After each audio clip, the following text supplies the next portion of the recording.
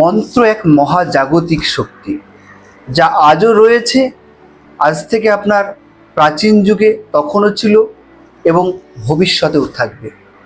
তাই মন্ত্রের যদি সঠিক প্রয়োগ এবং সঠিকভাবে উচ্চারণ এবং শ্রদ্ধা ও নিষ্ঠা সহকারে যদি আপনার জপ করা যায়, তাহলে কিন্তু বড় বড় সমস্যার সমাধান কিন্তু সহজেই পাওয়া যায়।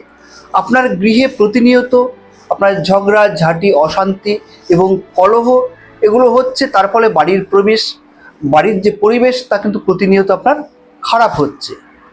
তা এই সমস্যা থেকে সমাধান পেতে গেলে আমি যে মন্ত্রটি বলবে, নিষ্ঠা সহকারে 11 বার বাড়ির উত্তর দিকে বসে জপ করবেন। মন্ত্রটি আপনারা খুব মন দিয়ে শুনবেন বা 2-3 বার চালিয়েও আপনারা শুনে নিতে পারেন। ওম শ্রীকৃষ্ণায় হরয়ে পরমাত্মানে প্রণত ক্লেশ নাশায় গোবিন্দায় নমো নমঃ।